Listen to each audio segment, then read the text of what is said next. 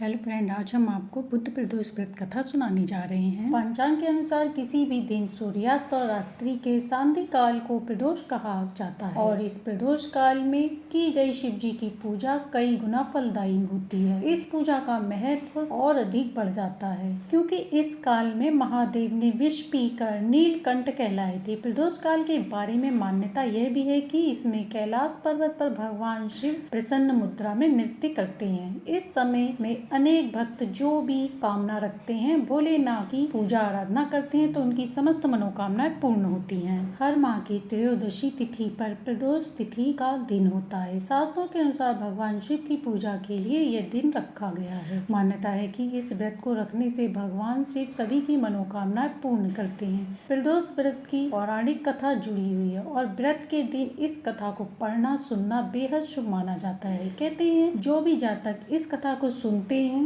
उन्हें सुनने मात्र से ही भोलेनाथ की प्रसन्नता प्राप्त होती है। वार के अनुसार जो प्रदोष व्रत करते हैं उसी के अनुरूप उसका फल प्राप्त होता है। प्रदोष अथवा त्रयोदशी का व्रत मनुष्य को संतोषी सुखी बनाता है। बुद्ध त्रयोदशी प्रदोष व्रत करने से सर्व कामना पूर्ण होती है। इस व्रत से हरी वस्तुओं का प्रयोग किया जाता है। शंकर जी की आराधना धूप दीप बेलपत्र आदि से करनी चाहिए। यह व्रत सोमवार के व्रत की तरह होता है। इसमें शिव जी का पूजन अभिषेक आदि करके एक समय भोजन किया जाता है और बुधवार के दिन पढ़ने से गणेश जी की आराधना भी की जाती है। जब श्री सूत जी महाराज अपने श्रीमुख से अमर कथाएं कह रहे थे तब महर्षि गर्गाचार्य ने प्रदोष व्रत का विधान महत्व और इसके बारे में कथा कहने को कहा तो सूत जी महाराज ने कहा इस व्रत को विधि विधान से करना चाहिए। इस व्रत को करने से देवों के देव महादेव अति प्रसन्न होते हैं और दुख दरिद्रता को दूर करते हैं, साथ ही मनवांछित फल देते हैं। इस व्रत को करने वाले की समस्त मनोकामनाएं पूर्ण होती हैं। तो सबसे पहले सुनते हैं गणेश जी की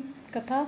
बहुत समय पहले की बात है। किसी नगर में एक सास बहू रहती थी। सास का नाम था माया और बहू का नाम था लक्ष्मी। वो दोनों एक ही घर में रहती थी लेकिन उनके दोनों के स्वभाव बिल्कुल अलग थे। सास बहुत पुराने विचारों की थी। उसे हमेशा बहू की गलतियां नजर आती थी। वह हमेशा कोई भी गलती होने पर बहू को हमेशा ताने देती रहती थी, चाहे बहू कितना भी काम कर ले।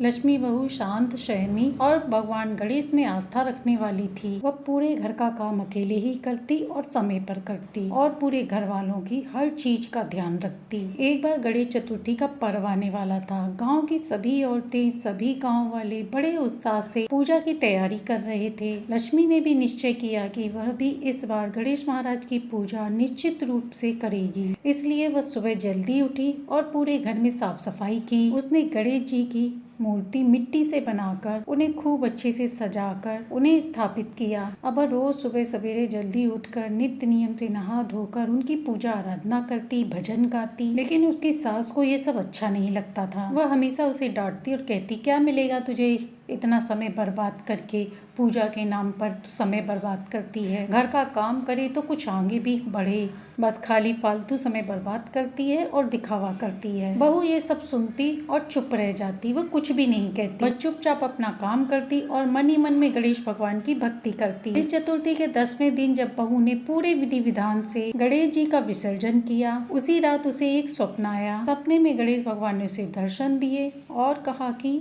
लक्ष्मी, तूने सच्चे मन से मेरी भक्ति पूजा आराधना की है। मैं तुझसे अत्यंत प्रसन्न हूँ। तू जो चाहे वर मांग ले।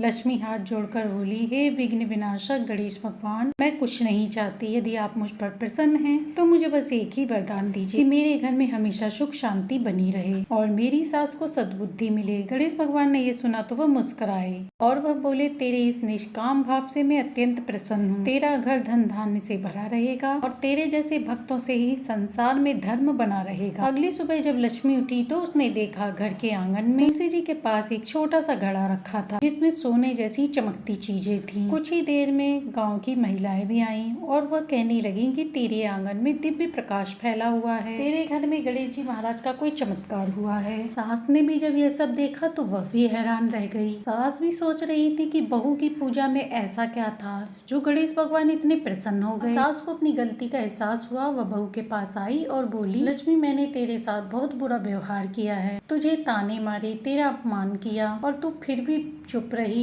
और तूने भगवान से मेरे लिए सद्बुद्धि मांगी। सास ने हाथ जोड़कर कहा, तू बहुत महान है। बहू ने सास के पैर छुए और कहा, माँ जी आप तो माँ के समान है, मैंने कोई बड़ा काम नहीं किया, बस मैंने मन से पूजा की है और भगवान सच्चे मन की पुकार ही सुनते हैं। यह देखकर सास की आंखों में आंसू आ गए और उस दिन से सास बहू दोनों गणेश भगवान का नित्य नियम निभाने लगी। अब वह बहू को अपनी बेटी की तरह मानने लगी। पहले ये घर कलह और तानों से गूंजता था, परंतु अब भजन, पूजा, आरती के स्वर गूंजने लगे। गांव वालों को भी ये सब देखकर बहुत बड़ी प्रेरणा मिली। उन सभी ने मिलकर गांव वालों की स्त्रियों को पूजा का महत्व बताया और अगले वर्ष गांव में सबसे सुंदर गणेश महोत्सव मनाया गया और तभी से आज भी गांव में यह परंपरा चल रही है। गणेश जी भगवान विघ्न हरने वाले हैं, लेकिन वह उसी के साथ होते हैं जिसका मन पवित्र हो और सच्चा हो। तो ये थी बुद्ध प्रदोष पे सुनी जाने वाली गणेश जी की कथा। अब सुनते हैं बुद्ध प्रदोष व्रत कथा। बहुत समय पहले की बात है, एक लड़के का नया नया विवाह हुआ था।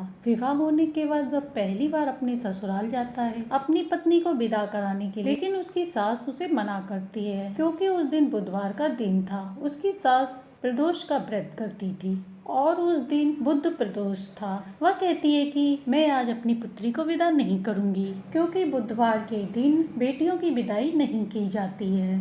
लेकिन वह लड़का नहीं माना और जबरदस्ती करके अपनी पत्नी को विदा करा के चलने लगा। अभी अभी वह गांव से निकला ही था कि उसकी पत्नी को प्यास लगी। उसने कहा, मुझे बहुत जोर से प्यास लगी है। तो वह कहने लगा, ठीक है, मैं तुम्हारे लिए पानी लेकर आता हूँ। वह पानी की खोज में निकल गया। थोड़ी दूर पर उसे एक कुआं दिखाई दिया। उसने कुएं में से अपनी पत्नी के लिए पानी लिया और जब वह पानी लेकर वहाँ से आता है तो वहाँ का दृश्य देखकर वह हैरान हो जाता है। उसकी पत्नी किसी आदमी के साथ हंस हंस कर बातें कर रही थी। उसकी पत्नी के हाथ में जल का पात्र भी था जिसमें से वह जल पी रही थी। जब वह वहाँ जाता है तो उसे बहुत गुस्सा आता है और आगे आने पर वह देखकर और भी ज्यादा हैरान हो जाता है क्योंकि जिस आदमी के साथ उसकी पत्नी बातें कर रही थी वह बिल्कुल उसके जैसा हमशक्ल था। वह यह सब देखकर सोच में पड़ जाता है और अपनी पत्नी से जाकर पूछता है कि तुम ये क्या कर रही हो। उसकी पत्नी भी दो एक जैसे आदमियों को देखकर हैरान और परेशान हो जाती है। वह समझ नहीं पाती कि उसका पति कौन सा है। दोनों आदमी एक स्त्री के लिए लड़ने लगते हैं। एक आदमी कहता है ये मेरी पत्नी है, दूसरा कहता है ये मेरी पत्नी है। उनकी लड़ाई की आवाज सुनकर वहाँ भीड़ इकट्ठी हो जाती है। धीरे धीरे बात फैलते फैलते उसके ससुर तक पहुँच जाती है। उसके ससुराल वाले भी वहाँ आ जाते हैं। उसकी सास यह देखकर समझ जाती हैं कि ये बुधवार को विदा कराने का परिणाम है। बुद्ध भगवान की माया है जिसने इस लड़के को घेरा बनाया हुआ है। उसकी सास अपने दामाद से कहती है, मैंने इसीलिए तुम्हें मना किया था कि बुधवार को विदा नहीं करूंगी। अब तुमने देखा बुद्ध भगवान की माया, वह अपनी माया दिखा रहे हैं। वह लड़का भी बहुत परेशान हो गया, इसलिए वह अपनी सास के चरणों में गिर जाता है और कहता है, मुझे माफ कर दीजिए, मैंने ही आपसे जिद की थी। और कहता है कि मैं जीवन में वैसी गलती दोबारा कभी नहीं करूंगा। भगवान से प्रार्थना करता है, हे भगवान मुझे अब इस परेशानी से बाहर निकालें, मुझे अपनी गलती का एहसास हो गया है, मुझे माफ कर दीजिए। भगवान प्रसन्न हो जाते हैं और उसकी गलती का एहसास मानने पर, उसकी प्रार्थना सुनने पर उसे क्षमा कर देते हैं। वह थोड़ी देर बाद ही देखता है कि उसकी हमशक्ल का आदमी वहाँ से गायब हो गया है। इस प्रकार दोनों पति पत्नी सकुशल अपने नगर को पहुँच जाते हैं। हे भोलेनाथ, जैसे आपने उस लड़के को नजारा दिखाया वैसे किसी को मत दिखाना। जैसे आपने उस पर दया की वैसी सब पर करना। जो कोई भी प्रदोष का व्रत करता है, भगवान भोलेनाथ की पूजा करता है, हर त्रयोदशी के दिन व्रत की पूजा कथा अलग अलग सुनता है, उसकी समस्त मनोकामनाएं पूर्ण होती है और उन्हें हर तरह के संकट से उबारने की शक्ति मिलती है। तो प्रेम से बोलिए शंकर भगवान, गणेश भगवान की जय। तो ये थी सावन मास में सुनी जाने वाली बुद्ध प्रदोष व्रत कथा। सावन मास में बुद्ध प्रदोष का अधिक महत्व है क्योंकि सावन का महीना गणेश जी की आराधना और शिव जी की आराधना एक साथ करने से कई अद्भुत संयोग की प्राप्ति होती है। बुधवार का दिन गणेश आराधना के लिए बहुत उत्तम माना गया है। रिद्धि सिद्धि के दाता, सुख सौभाग्य की वृद्धि के साथ साथ संकटों का नाश करते हैं तथा समस्त मनोकामनाओं को पूर्ण करते हैं। इनकी कथा के बिना सारी कथाएं अधूरी होती है। यदि हमारी कथा कहानी पसंद आई हो तो लाइक सब्सक्राइब करें।